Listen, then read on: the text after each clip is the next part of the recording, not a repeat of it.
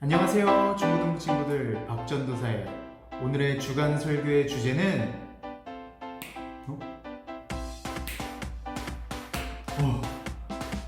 사랑입니다.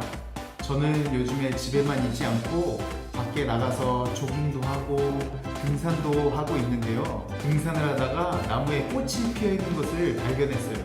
이 꽃이 바로 그 꽃입니다. 저는 이 꽃을 보고 이제는 추운 겨울도 끝이구나 라는 생각이 들더라고요. 다른 사람들도 저와 비슷한 생각을 했는지 그 꽃이 피어있는 곳에 옹기종기 모여서 감상하면서 감탄도 하고 그리고 사진도 찍고 그렇게 시간을 보내고 있더라고요. 저는 그 모습을 보면서 어떤 생각이 들었냐면요, 이 작지만 아름다운 꽃이 사람들의 마음을 설렘과 기쁨으로 가득 차게 만드는데, 이 꽃을 보고 있자면 과연 이 꽃이 스스로 핀 것인지 아니면 누군가에 의해 펴진 것인지 생각하게 됩니다. 만일 누군가에 의해 펴진 것이라면 분명한 목적이 있는 것이죠. 누군가는 그 목적을 추운 겨울의 끝을 알리는 신호라고 말할 수도 있고요. 이제 슬픔은 끝, 기쁨의 시작이라고 말을 하기도 하지만 저는 그 목적을 누군가에 의한 사랑의 외침이라고 봅니다. 그러면 누구의 외침인지 오늘의 본문 말씀이 요한복음 3장 16절에서 17절 말씀을 통해서 한번 알아보도록 하겠습니다. Let's get it!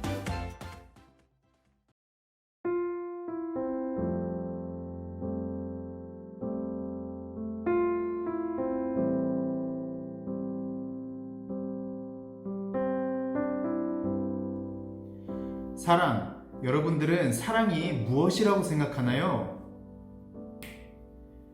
미국의 심리학자 로버트 스턴버그는 사랑의 유형에 대해서 설명을 하였는데요. 이렇게 사랑이라는 복잡한 감정을 간단하고 명료하게 정리해 놓은 것을 읽고 사랑이 무엇인지 그리고 어떻게 해야 하는지 정리가 되었어요. 그런데 갑작스럽게 의문이 드는 것은 그가 말한 사랑의 유형은 전부 능동적이라는 것입니다. 이 능동적이라는 말이 무슨 말이냐면요, 이것은 다른 것에 이끌리지 않고 스스로 일으키거나 움직이는 것을 의미합니다. 그렇다면 사랑은 과연 능동적으로만 나타나는가? 사랑은 능동적이면서 동시에 수동적입니다.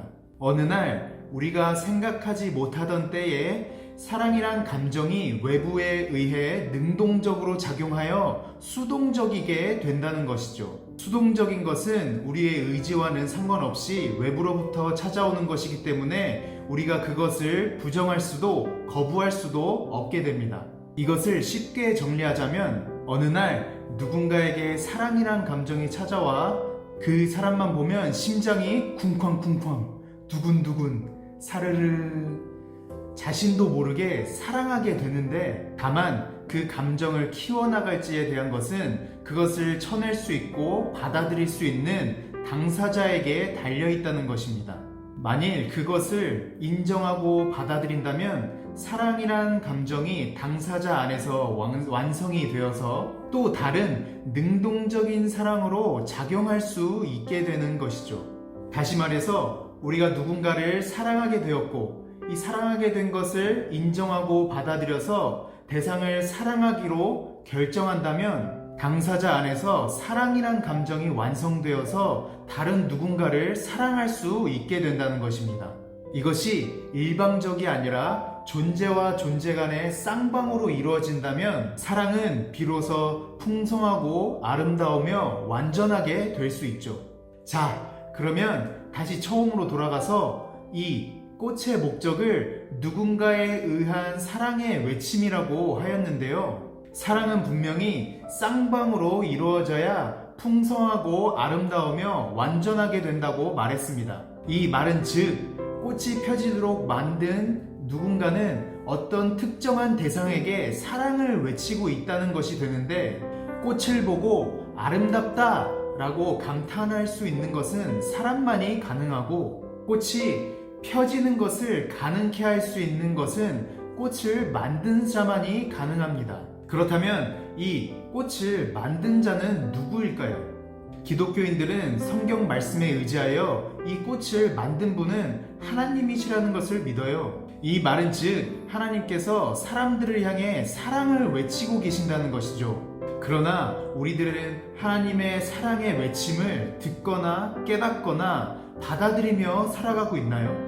우리는 당장에 입을 것과 먹을 것들을 걱정하며 살아가느라 이것을 깨달을지라도 금세 잊고 맙니다. 삶이 지치고 힘들어서 세상을 살아가는 것이 만만치 않아서 공부하는 것이 힘들고 지쳐서 친구와 좋은 관계를 유지하는 것이 쉽지 않아서 오늘 하루를 힘겹게 보냈는데 자꾸 되돌아오는 매일을 반복해야 한다는 것이 쉽지 않아서 어느 순간부터인가 오늘과는 다른 내일을 바라보는 바람들이 말처럼 쉽지 않다는 것을 깨닫게 되고 같은 시간들을 반복하는 일이 어느새 익숙해져서 그렇게 지나가고 있는 것이 우리의 삶입니다.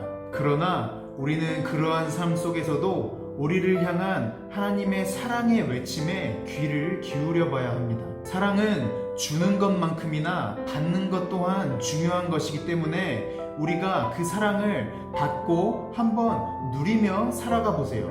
하나님께서 세상을 사랑하셔서 그의 독생자를 이 땅 가운데 보내셨다는 이야기는 어떤 유명한 신화가 아니라 실화입니다. 종교가 만들어낸 이야기가 아니라 실제로 일어난 일이죠. 우리에게 주어진 성경 말씀과 우리 안에 있는 이 믿음이 이에 대한 증거라고 할 수 있어요. 꽃이 아름다운 이유가 뭡니까? 그것은 이 꽃 안에 세상을 향한 하나님의 사랑이 담겨 있으며 꽃이 하나님의 위대하심을 나타내기 때문이에요.